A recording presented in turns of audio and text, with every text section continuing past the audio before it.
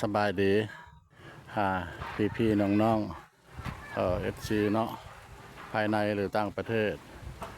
มื้อนี้เราเป็นภาพบรรยากาศยามบ่ายเนาะประมาณ1 โมงปลายเนาะทางประบานพะเลาะล่ะสิได้พาท่านผู้ชมมาเบิ่งมาชมมาเก็บภาพบรรยากาศอยู่ที่โรงเรียนบ้านไม้ศรีวิไลเนาะแล้วก็มันมีใดเนาะเป็นเฮ็ดหยังเด้มาฮอดมาถึงแล้วเด้อโรงเรียน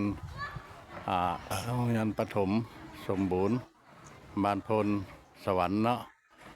โรงเรียนบ้านพลสวรรค์เข้าไปเบิ่งด้านในเลยเนาะมันสิเป็นใดเนาะ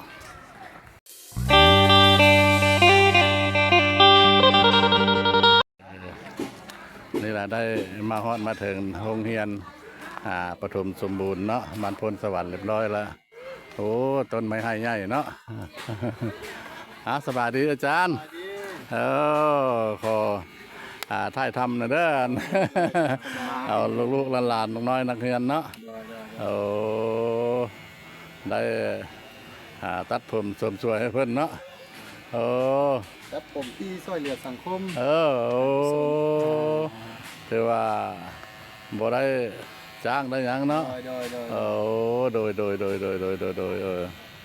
เพิ่นมีกิจการโครงการพี่เนาะคันตัดกะคือว่าแล้วเสียเงินเสียคำเนาะดีละมีแผนช่วยทั้งหมดแลนอยู่โรงเรียนเฮานี่ตั้งแต่ป .1 ฮอดป .5 บ่มันโดยแม่นประมาณมีหลายปานใดนักเรียนเฮาเนาะประมาณมุ่งตามอาจารย์เพิ่นรายงานนี่สิประมาณมุ่ง35 คนโดยทั้งยิงทั้งทรายเนาะโดยก็หลายเติบอยู่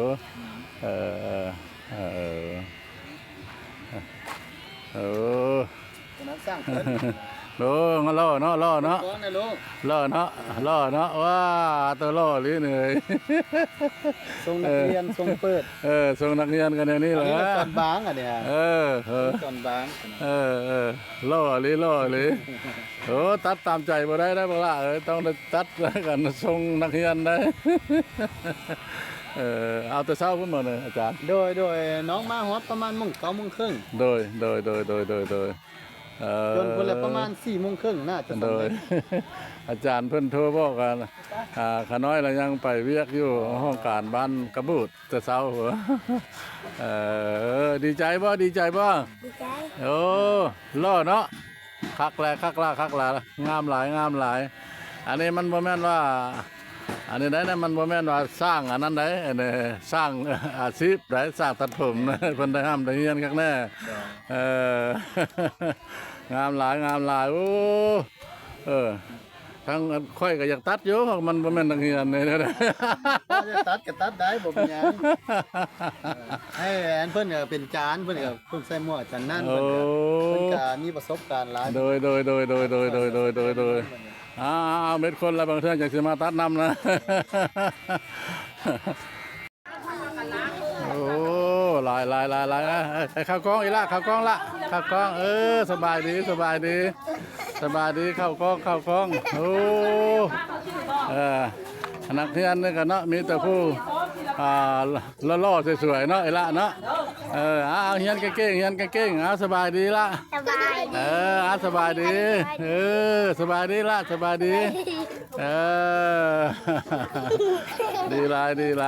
ยโดยป้าต้องมีแต่ผู้ชายเนี่ยนั่งเป็นทันเป็นแถวเนาะยังบัตรตัดอันนี้เนาะบัตรตัดเข้าเป็นคิ้วบัตรผมมาบัตรตัดแล้วไหมตัดทรงโล่ไหนทรงตัวนี้ชัดขึ้นมาพี่ไหน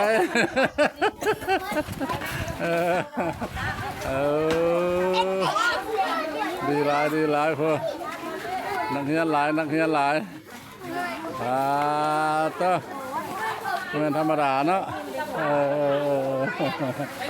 อันนี้คือโรงเรียนประถมเนาะสมบูรณ์บ้านพลสวรรค์เนาะก็ถือว่าเบิ่งเพิ่นก็เฮ็ดเป็นขบวนพดพื้นเพิ่นเอาสร้างฝีมือมา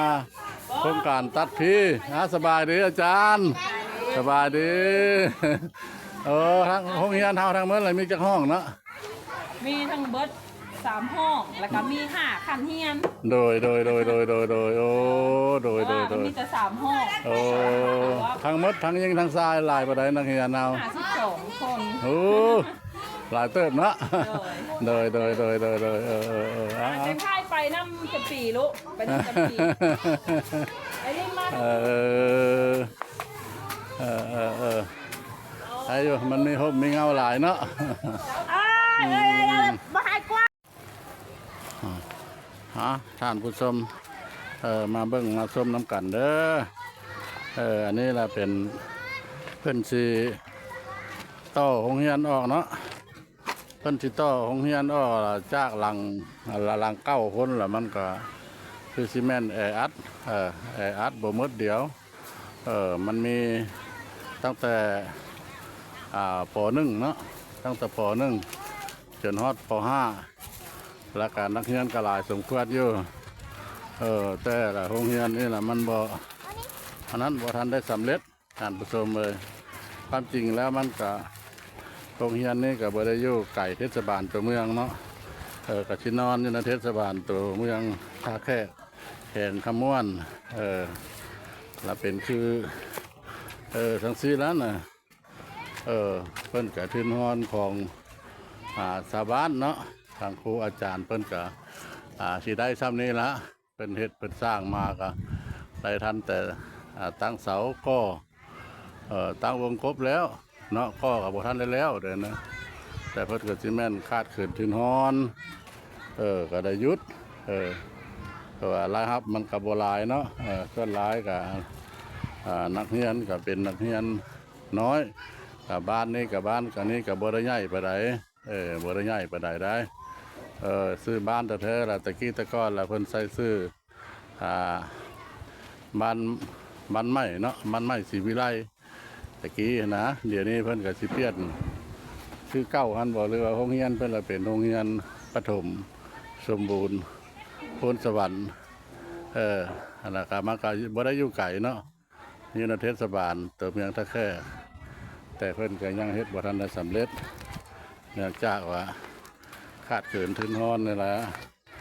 โรงเรียนตัวเก่าก็มีแล้ว แต่ว่ามันหอมอัดนักเรียนเป็นหลายนะถ้าทำขอฝากขอฟังเนาะทาง FC ภายในหรือต่างประเทศเนาะผู้ใหญ่ใจบุญคันว่าฮู้เห็นคิดอยากมาสร้างสื่อสร้างเสียงเฮ็ดห้องโรงเรียนให้ลูกให้หลานเฮาได้มีบ่อนทำบ่อนเรียนอนาคตภายข้างหน้าเนาะก็เป็นพระกุศลอันยิ่งใหญ่ขอเชิญชวนติดต่อมาเด้อเบอร์โทรพ่อบ้านพ่อเลาะก็อยู่นำนี่ล่ะอยู่นำคลิปนี่ล่ะเนาะ76257272สิเป็นสมภารบุญเนาะนำพาวัตถุสิ่งของที่ท่านบริจาคนั้นมาเฮ็ดมาสร้างอันนี้เป็นอย่างที่ละเสาที่ชุกกซากอยู่แต่ยังบ่แล้วนะมันยังบ่แล้วแล้วยัง2 ห้องเด้อ2 ห้องใหญ่2 ห้องใหญ่ได้แต่ก็เอาการมาเก็บภาพบรรยากาศเนาะน้องน้อยนักเรียนที่ว่าอยู่โรงเรียนบ้านโพนสวรรค์เนาะเพิ่นได้อาจารย์เพิ่นเนาะเพิ่นได้เอาสร้างฝีมือมาตัดผมเป็นโครงการเนาะโครงการตัดผมพี่บ่ได้เสียเงินบ่ได้จ้างได้วานเด้อเพิ่นมีโครงการมาตัดให้น้องน้อยนักเรียนประจำโรงเรียนนั่นนี่ละคือน้องน้อยนักเรียนนี่จ้ะ